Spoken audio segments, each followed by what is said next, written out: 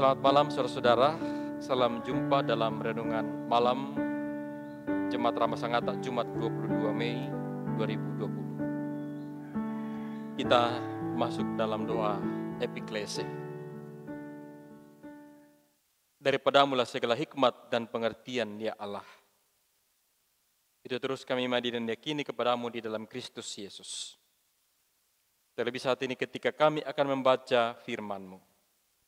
Terangilah hati kami dan curahkanlah Roh Kudus-Mu atas kami semua. Di dalam nama Tuhan Yesus kami berdoa. Amin. Bacaan kita dari kitab 2 Raja-Raja pasal 12 ayat 1 sampai ayat 12. Yos Raja Yehuda. Dalam tahun ke-7 zaman Yehu, Yoas menjadi raja dan 40 tahun lamanya ia memerintah di Yerusalem.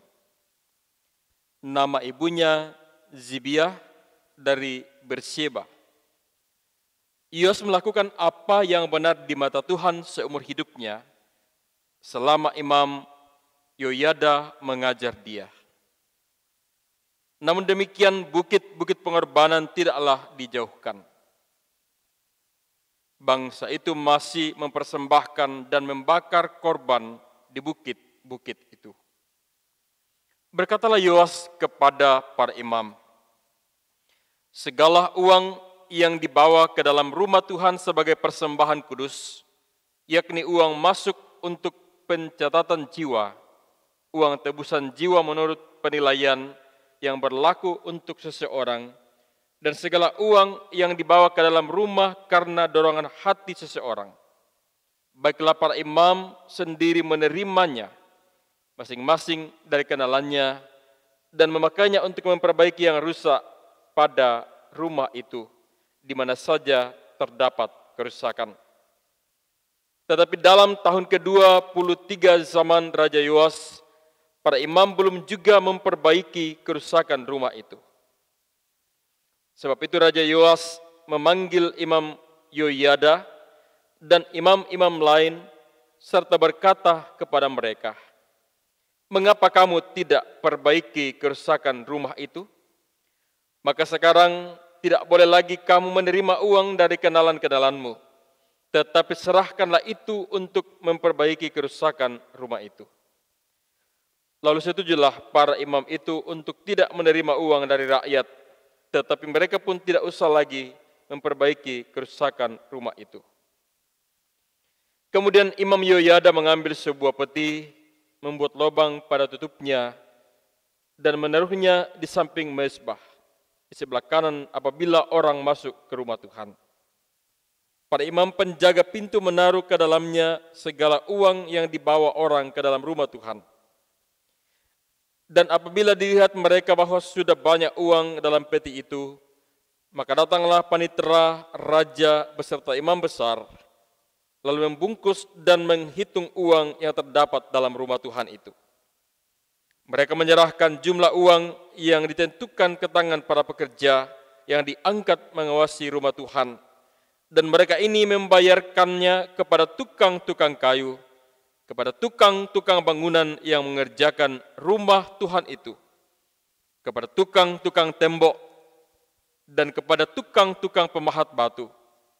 Mereka memakainya juga bagi pembelian kayu dan batu pahat untuk memperbaiki rumah Tuhan dan bagi segala pengeluaran untuk perbaikan rumah itu. Amin. Saudara-saudara yang kekasih di dalam Tuhan, posisi atau jabatan tentu merupakan idaman setiap orang. Dicari dan diusahakan oleh banyak orang. Kalau seseorang sudah menduduki posisi itu, maka mereka akan berusaha mempertahankannya dengan cara apapun itu. Termasuk berusaha supaya semua orang yang ada di sekelilingnya tetap mendukungnya. Inilah yang kadangkala menjadi cobaan bagi mereka yang punya posisi itu. Keadaan seringkali memaksa mereka untuk melakukan yang tidak sesuai dengan kehendak Tuhan demi sebuah posisi. Yoas hidup benar di mata Tuhan dalam bacaan kita ayat yang kedua. Ia mengawali pemerintahannya dengan sangat baik, namun sayangnya ia tidak mengambil sikap yang tepat kepada rakyatnya yang masih menyembah berhala-berhala. Memang benar, Yoas hidup benar di hadapan Tuhan, tetapi bangsanya dibiarkannya jauh dari Tuhan. Dijelaskan dalam ayat yang ketiga pembacaan kita.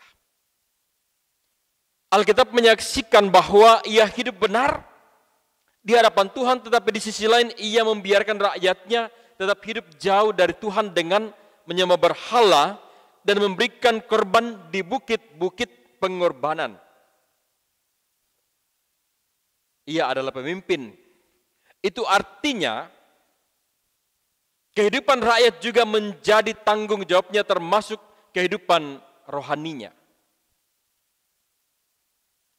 Demi sebuah posisi, Yoas tidak mengambil keputusan yang tegas kepada rakyatnya untuk menyembah Tuhan saja. Yoas kompromi dengan dosa rakyatnya. Yoas mulai dengan sangat baik namun tidak mengakhirinya dengan baik pula. Saudara-saudara yang kekasih di dalam Tuhan, dari kisah ini kita belajar bahwa awal yang baik belum tentu akhirannya baik. Perlu bagi kita untuk menjaga diri dan meminta hikmat dalam setiap keputusan yang kita ambil. Tetaplah setia sampai akhir dan terus bersandar hanya kepada Tuhan saja. Kiranya Roh Kudus menolong dan memampukan kita. Amin. Kita berdoa, saudara-saudara. Terpuji namamu Allah Bapa di dalam kerajaan sorga. Bahwa waktu dan perkenan Tuhan terus dinyatakan bagi kami semua. Sehari lamanya Tuhan menuntun memberkati kami, dan malam ini kami menyempatkan diri untuk bersekutu dengan Tuhan lewat firman Tuhan. Kiranya firman-Mu yang kami dengarkan, kami renungkan malam hari ini, menjadi kekuatan baru bagi kami, menjadi semangat baru, inspirasi yang baru dalam pengembaraan kehidupan beriman kami. Kami berdoa kepada-Mu Tuhan, jaga, lindungi, dan peliharakan kami.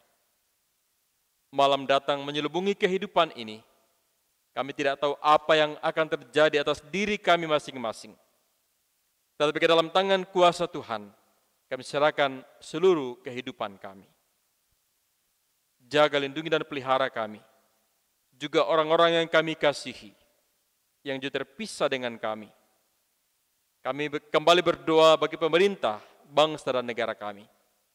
Tuhan tahu dan Tuhan menyaksikan setiap hal, setiap penderitaan yang mendera bangsa ini bahkan dunia. Kami percaya Tuhan, Engkau tetap ada berkarya di dalam semuanya itu. Inilah doa, syukur, dan pengharapan kami. Di dalam nama Tuhan Yesus kami berdoa. Amin.